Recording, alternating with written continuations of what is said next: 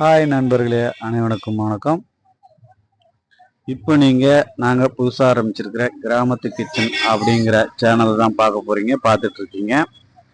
இப்போ நாங்கள் இந்த சேனலில் இன்டோர் அவுட்டோர், அதாவது வீட்லேயும் வெளியிலையும் போய் சமைக்கிற சமையலை உங்களுக்கு படம் பிடிச்சி காமிக்கணும் அப்படிங்கிற எண்ணத்துலையும், அதை நீங்கள் செஞ்சு பார்த்து ருசி பார்த்து மகிழணும் அப்படின்ற ஒரு நல்ல எண்ணத்துலையும் நாங்கள் இந்த சேனலை ஆரம்பித்து இந்த வீடியோலாம் எடுத்து போடுறோம். நீங்கள் எங்களுக்கு வீடியோவை பார்த்துட்டு கமெண்ட் பண்ணுங்கள், உங்களுடைய கருத்துக்களை தெரிவிங்க. எங்கள் சேனலை சப்ஸ்கிரைப் பண்ணி உங்களுடைய ஆதரவு கொடுங்க.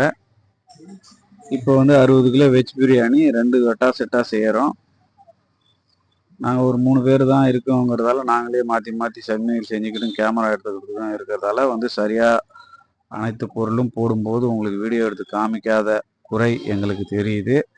அடுத்த முறை அந்த குறையை நாங்கள் தீர்த்து வைக்கிறோம்.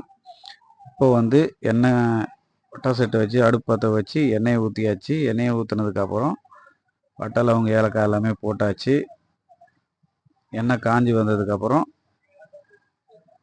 வெங்காயத்தை போட்டு நல்லா கோல்டன் ப்ரௌன் கலருக்கு வந்தோடனே வதக்கிடுறோம். இப்போ வெங்காயம் போட போகிறோம்.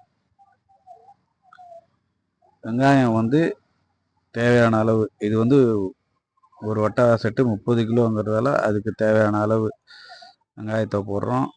வெங்காயம் கொஞ்சம் அதிகமாக இருந்தாலும் நல்ல சுவையை கொடுக்கும், உடலுக்கு எதிர்ப்பு சக்தியை கொடுக்குங்கிறதால நாங்கள் வெங்காயம் போடுறது லெவலில் எப்பயுமே அளவு பார்க்குறதில்ல, கஞ்சத்தனம் பண்ணுறதில்ல. நிறையாவே கொஞ்சம் கூடுதலாகவே வெங்காயத்தை சேர்த்துக்கிறோம்.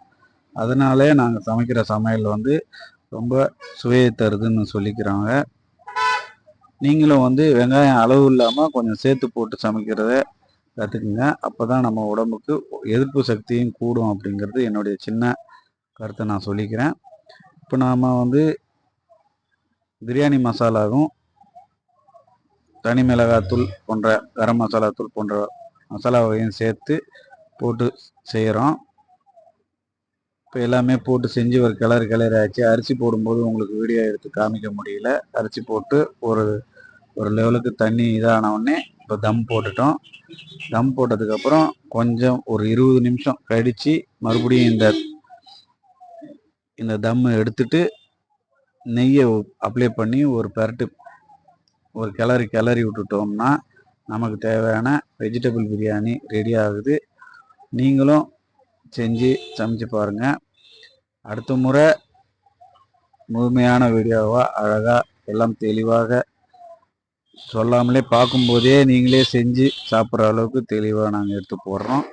எங்கள் சேனலை தொடர்ந்து பாருங்கள், எங்களுக்கு தொடர்ந்து சப்போர்ட் கொடுங்க. உங்கள் நல்ல ஆதரவு தெரிவிக்கிறோம்.